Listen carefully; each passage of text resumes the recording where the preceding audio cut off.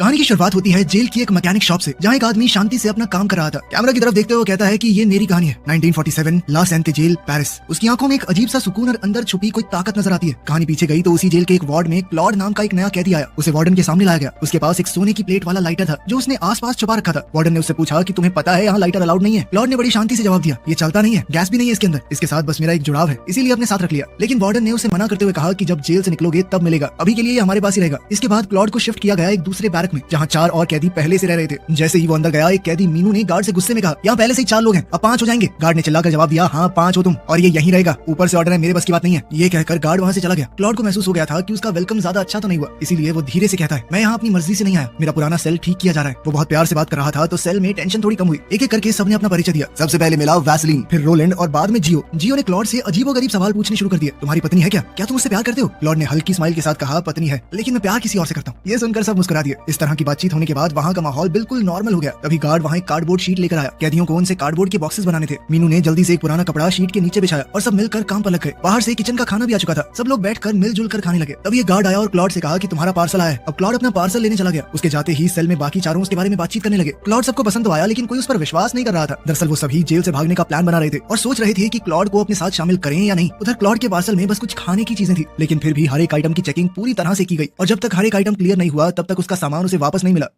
जैसे ही क्लॉड वापस सेल में आया, उसे महसूस हुआ कि कुछ तो बदल गया है। सब लोग उससे थोड़ी दूरी बनाए हुए थे। क्लॉड ने पूछा कि सब कुछ ठीक है ना? मीनू ने उससे सीधा सवाल किया, तुम किस वजह से यहाँ आए? मैंने क्लॉड किया, मैं, मेरी पत्नी और उसकी छोटी बहन निकोल साथ रहते थे। एक दिन मेरी पत्नी मुझ पर गोली चलाने लगी। मैंने उससे बंदूक छीनने की कोशिश की, लेकिन गलती से गोली चल गई और सीधा उसके कंधे पर जा लगी। फिर उसने मुझ पर इल्जाम लगाया कि मैंने उसे मारने की कोशिश की है। ये सुनकर उन लोगों का गुस्सा उभर आया। वो सब हैरान थे कि एक पत्नी अपने पति के साथ ऐसा कैसे कर सकती है। जियो ने पूछा कि तुम्हारी पत्नी अमीर है क्या? क्लॉड ने सर हिलाकर कहा कि हाँ वो अमीर तो है, लेकिन मैं अब उससे प्यार नहीं करता। मेरा अफेयर उसकी छोटी बहन निकोल के साथ था। ये सुनकर सब समझ गए कि आखिर उसकी पत्नी ने उसे मारने की कोशिश क्यों की थी। फिर मीनू ने क्लॉड से पूछा, तुम्हें लगता है तुम वापस बाहर जा सकते हो? क्लॉड चुप रहा। तभी रोलैंड ने अपना प्लान उसके सामने रखा, हम चारों जेल से भागने वाले हैं और शायद तुम भी इसका हिस्सा बन सकते हो। ये सुनकर क्लॉड चौंक गया। रोलैंड ने बताया कि मैं पहले भी 3 बार भाग चुका हूँ। उनसे और थोड़ी बातचीत हुई तो क्लॉड को लगा कि वो कितना खुशकिस्मत है कि सभी सेल्स के बीच में उसकी बस यहीं पर बदली हुई। उसने पूछा कब भागना है? रोलैंड ने शांति से जवाब दिया, सुबह का इंतजार है, अंधेरे में काम नहीं चलेगा। दिन के समय जेल के बाहर से शोर आ रहा था। ये शोर उन 5 ने अपने प्लान के लिए मौके के रूप के हिसाब से लिया। इसी शोर का फायदा उठाकर उन 5 ने अपने प्लान को आगे बढ़ाया कि जब भी ऐसी बाहर से आवाजें आएंगी तो उन आवाजों का फायदा उठाकर वो कार्डबोर्ड बॉक्सेस के नीचे गड्ढा खोदेंगे। थोड़ी बातचीत के बाद सबने दोबारा अपना काम करना शुरू कर दिया। सब एकदम नॉर्मल थे, मानो यहाँ तो कुछ अजीबोगरीब चल ही नहीं रहा।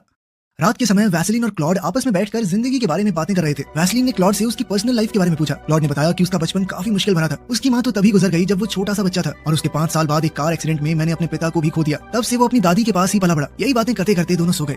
सुबह रोलैंड सबसे पहले उठ गया। कुछ देर बाद जेल के गार्ड्स आए और सभी सेल्स के दरवाजे खोलने लगे ताकि कैदियों को उनकी सुबह की कॉफी दी जा सके। रोलैंड ने अपने सेल में ही सबके लिए कॉफी सर्व की। सबने कॉफी ली और एक नॉर्मल सुबह की शुरुआत हो गई। इसके बाद रोलैंड ने दीवार के कोने से एक छुपा हुआ शीशे का टुकड़ा निकाला जो उसने खुद ही पहले वहाँ छुपा रखा था। उसने टुकड़ों को तोड़कर एक छोटा हिस्सा अपने पास रख लिया और बाकी टुकड़ों को टॉयलेट सीट में डाल दिया। तभी जेल के 2 गार्ड सेल में आए ताकि वो तलाशी ले सकें। ये उनका रूटीन चेकअप होता है जो वो हर एक सेल में करते हैं। रोलैंड को पता था कि ये होना है, इसलिए रोलैंड ने शीशे का वो हिस्सा अपने मुंह में छुपा लिया। गार्ड्स ने उसका सारा सामान चेक किया और फिर पूरे सेल की तलाशी ली। तलाशी के बाद वो चले गए। जैसे ही उन्हें लगा कि गार्ड्स जा चुके हैं, रोलैंड ने वो शीशे का टुकड़ा निकाला और उसे ब्रश के हैंडल से जोड़कर सेल के दरवाजे के पीछे से बाहर की तरफ देखा। उसने देखा कि गार्ड बाहर पहरा दे रहे हैं। तब रोलैंड ने कहा कि अब जब सेल की तलाशी हो ही चुकी है तो वो लोग खुदाई फिर से शुरू कर सकते हैं। क्लॉड को यही काम दिया गया कि ब्रश की मदद से बार बार देखते रहना। अगर कोई गार्ड पास आए तो इन्फॉर्म करना ही तुम्हारा काम है। फिर रोलैंड ने एक चेयर जैसी चीज का पार्ट खोला जो काफी भारी लोहे का था। उस भारी लोहे के टुकड़े को वो खुदाई के लिए इस्तेमाल करने वाले थे। फिर सब लोग मिलकर उन कार्डबोर्ड शीट्स को हटाने लगे जिनके नीचे कपड़ा बिछाया गया था। रोलैंड ने उन टाइल्स को निकाला और रोलैंड और मीनू ने मिलकर फ्लोर में खुदाई शुरू की। बाहर से काफी शोर आ रहा था, इसीलिए उनकी आवाज जेल के किसी और हिस्से में नहीं जा रही। काफी देर तक मेहनत करने के बाद वो लगभग 3 फुट का खड्डा खोद चुके थे। फिर उन्होंने उस गड्ढे से मिट्टी निकाली और देखा कि नीचे सीमेंट का फ्लोर है। उस सीमेंट की स्लैब को भी उन्होंने तोड़ दिया और नीचे खाली जगह दिखी। रोलैंड ने कहा कि आज रात हम 5 में से 2 लोग इस रास्ते से नीचे जाकर बाहर का रास्ता ढूंढेंगे। उन्होंने मिट्टी को फिर से गड्ढे में डाल दिया, ऊपर से टाइल्स वापस रख दिए और कार्डबोर्ड शीट फिर से बिछा दी। अब वो जगह बिल्कुल नॉर्मल लग रही थी।